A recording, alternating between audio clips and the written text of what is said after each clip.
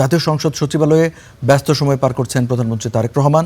আমরা আরও খবর জানবো, আমাদের সহকর্মী রয়েছেন মাজহারুল ইসলাম। মাজহারের কাছ থেকে জানতে চাইবো আজকে প্রধানমন্ত্রীর কি কার্যসূচিতে কি রয়েছে একটু জানাবেন।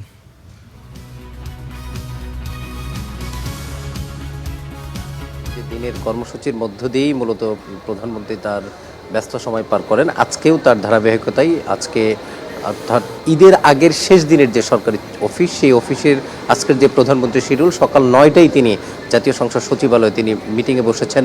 মূলত জাতীয় সংসদের যে সাউন্ড সিস্টেম সমস্যা হয়েছিল প্রথম অধিবেশনের প্রথম দিনে, এটি একটি আলোচিত ঘটনা ছিল। সেই ঘটনার যারা যে তদন্ত কমিটি গঠন করা ছিল সেই এবং এই রিলেটেড যারা আছেন তাদের সাথে তিনি সকাল 9টার পরে বৈঠকে বসেছিলেন।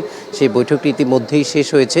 কি আলোচনা হয়েছে সেটি এখন আমরা পাইনি, কিন্তু আপনি জানেন যে 7 জুন জাতীয় যে বাজেট অর্থনীতির কেন্দ্রিক অর্থাৎ আমাদের যে বাজেট সূচনা হতে যাচ্ছে, সেই বাজেট অধিবেশনে আগেই যেন সাউন্ড সিস্টেম ঠিক করা হয়, এই জন্য তিনি সাউন্ড সিস্টেমের যারা কমিটি বা এর সাথে সংশ্লিষ্ট তাদের সাথে আলাপ আলোচনা করেছেন এবং এই বাজেট অধিবেশনকে কেন্দ্র করে যেন সাউন্ড সিস্টেমের আর কোনো সমস্যা না হয় সেটি কিভাবে দ্রুত সমাধান করা যায়, এমন কথাগুলি আমরা এখন পর্যন্ত শুনতে পেরেছি। এছাড়া তিনি আরেকটি গুরুত্বপূর্ণ বিষয়ে তিনি আলোচনা করেছেন এবং উদ্বোধন করেছেন। সেটি হচ্ছে যে আপনি জানেন যে সরকার একটি বিষয়ের উপর গুরুত্ব দিয়ে আসছে, সেটি হচ্ছে যে সোলার প্যানেল বসানো, অর্থাৎ এই আমাদের যে বিদ্যুৎ আছে এই বিদ্যুতের উপর চাপ কমানোর জন্য হচ্ছে নবায়নযোগ্য যে জ্বালানি, এই জ্বালানি কিভাবে বাড়ানো যায় তারই অংশ হিসাবে তিনি জাতীয় সংসদের যে মিডিয়া সেন্টার রয়েছে সেই মিডিয়া সেন্টারে তিনি আজকে রুফটপে সোলার প্যানেলের উদ্বোধন করেছেন। এরপরে তিনি বলেছেন যে দেশের 21টি জায়গায় 21টি জেলায় আরও পর্যায়ক্রমে হচ্ছে এই সোলার প্যানেল উদ্বোধন করা হবে।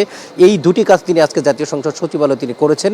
এছাড়া আজকের দিনে তারা আরও কিছু গুরুত্বপূর্ণ কর্মসূচি রয়েছে, সেগুলো সচিবালয় কেন্দ্রিক।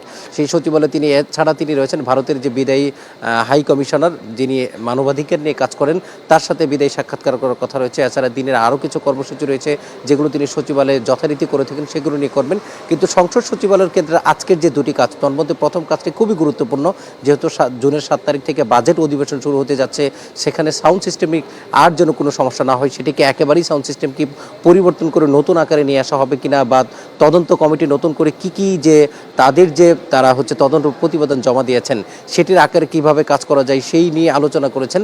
ফলে বলা চলে সাউন্ড সিস্টেমের আজকের এই আলোচনার মধ্যে সবচেয়ে গুরুত্বপূর্ণ আলোচনা হচ্ছে সাউন্ড সিস্টেমের সমাধানটি, এবং একই সাথে প্রধানমন্ত্রীর যে উদ্যোগ যে সারা দেশে তিনি নবায়নযোগ্য জ্বালানির যে উদ্বোধন করতে চান বা প্রসারতা বাড়াতে চান, তারই অংশ হিসেবে জাতীয় সংসদ সচিবালয় কিন্তু সেটি আজকে বসানো হলো। রঞ্জু, এই ছিল আমার কাছ থেকে আজকে প্রধানমন্ত্রীর যে কর্মসূচি এবং জাতীয় সংসদ সচিবালয় তার যে কর্মসূচি সেই সম্পর্কিত সবশেষ তথ্য।